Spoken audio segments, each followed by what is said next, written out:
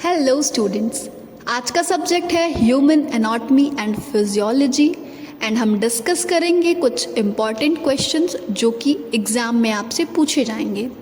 तो यहाँ पे टॉपिक है यानी कि चैप्टर्स, कौन कौन से चैप्टर हमने पढ़े हैं अपने सिलेबस में, वो सारे चैप्टर्स हैं। मैं इस वीडियो में सिर्फ आपको चैप्टर नंबर 6 तक के इम्पॉर्टेंट क्वेश्चन बताऊंगी एंड नेक्स्ट वीडियो में रिमेनिंग चैप्टर्स जो बच जाएंगे उनके क्वेश्चंस आपको मिल जाएंगे। सो स्टार्ट करेंगे फ्रॉम दी चैप्टर नंबर 1।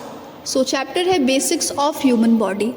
तो इसमें जो मेन इम्पॉर्टेंट क्वेश्चन अराइज हो सकता है वो एनाटॉमी एंड फिजियोलॉजी के बीच में difference and different anatomical positions and various body systems क्या हैं हमारे बॉडी के। तो ये 3 क्वेश्चंस मेन इम्पॉर्टेंट हैं एंड अगर आपने ये तीनों क्वेश्चन अच्छे से सॉल्व कर लिया, अच्छे से पढ़ लिया, तो बच्चों आपका ये क्वेश्चन रेडी है, ये चैप्टर से आपके क्वेश्चंस रेडी हैं। अब हम बात करेंगे, सॉरी स्टूडेंट्स, यहाँ पे मैंने MCQ क्वेश्चंस भी आपको प्रोवाइड किया है, इसको भी बहुत ही केयरफुली पढ़ेंगे, वीडियो पॉज कर करके एंड पहले खुद से क्वेश्चंस के आंसर सॉल्व करने की कोशिश करेंगे। नहीं मिलेगा तो मैंने आंसर की यहाँ प्रोवाइड कर रखी है। सेकंड चैप्टर की बात करते हैं तो स्ट्रक्चर ऑफ सेल हमने ऑलरेडी स्कूल में पढ़ा है, सो मुझे नहीं लगता इसमें कोई प्रॉब्लम होने वाली होगी आपको।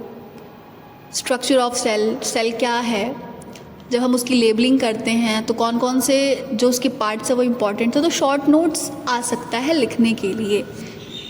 यूकैरियोटिक एंड प्रोकैरियोटिक्स क्या होते हैं एंड अगेन MCQ क्वेश्चंस आते हैं। सो बच्चों हमें मेन फोकस करना है जो हमने पढ़ा है चैप्टर। अगर हमें चैप्टर अच्छे से क्लियर है तो हम सारे के सारे क्वेश्चंस सॉल्व कर सकते हैं। सो जब भी क्वेश्चंस आए तो पहले उन्हें केयरफुली पढ़ेंगे, उसके बाद से सॉल्व करेंगे क्वेश्चंस को। नेक्स्ट चैप्टर की ओर चलते हैं तो टिश्यूज़ हमने अगेन स्कूल में पढ़ रखा है, डिफाइन करेंगे टिश्यूज़ को, क्लासिफिकेशन होंगे टिश्यूज़ के and different type of tissues क्या क्या हैं। एपिथेलियल टिश्यूज़ आपसे पूछा जा सकता है, कनेक्टिव टिश्यूज़, नर्वस टिश्यूज़। तो नर्वस में आपको न्यूरॉन का डायग्राम पता होना चाहिए, कैसे काम होता है, फंक्शन या वर्किंग कैसे होती है आपको होना चाहिए बच्चों। उसके बाद से अगेन MCQ वाले क्वेश्चंस। सो ये सारे के सारे जितने भी MCQ वाले क्वेश्चंस हैं आप इनको रिवाइज करेंगे, क्योंकि MCQ वाले क्वेश्चंस ना हर चैप्टर से मिक्स अप होके बनते हैं और ज़रूरी नहीं कि इसी में से ही पूछा जाए। आपने जो पढ़ा होगा चैप्टर में कि छोटे छोटे पॉइंट्स ना वहाँ से भी MCQ पुटअप किए जाते हैं। So coming on the next chapter which is osseous system. तो स्केलेटन सिस्टम क्या है, उसका definition, classification, axial and appendicular skeleton में क्या डिफरेंस है, कौन कौन सी बोन्स आती हैं, साइनोवियल जॉइंट्स क्या हैं एंड डिसऑर्डर्स क्या क्या होते हैं। तो जॉइंट्स आपसे पूछा जाएगा, आपको जॉइंट्स मालूम होना चाहिए, उसके डिसऑर्डर्स क्या होते हैं। मेन फोकस साइनोवियल जॉइंट पे किया गया है बच्चों। एंड अगेन MCQ वाले क्वेश्चंस।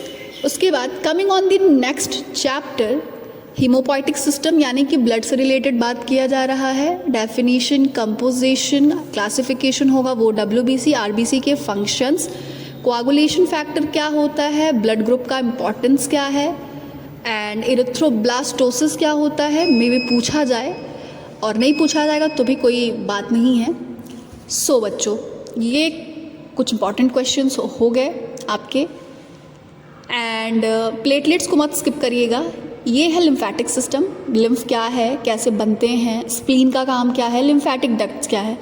तो बच्चों इसमें इस वीडियो में सिर्फ इतना ही। नेक्स्ट वीडियो में जो रिमेनिंग चैप्टर्स बच गए हैं उनकी मैं उसकी वीडियो मैं आपको नेक्स्ट पार्ट में बना के सेंड करती हूँ। I mean to say that record करके मैं आपको सेंड करती हूँ। सो बच्चों आप इनको अच्छे से पढ़ें, केयरफुली पढ़ें एंड रिवाइज़ करते चलें। रिवाइज़ करने से ही सारी चीज़ें आप सॉल्व कर पाएंगे। सो इनको अच्छे से रिवाइज़ करेंगे बच्चों, कोई टेंशन लेने की ज़रूरत नहीं है, आप अच्छे से सॉल्व कर लेंगे। And thank you so much for watching this video.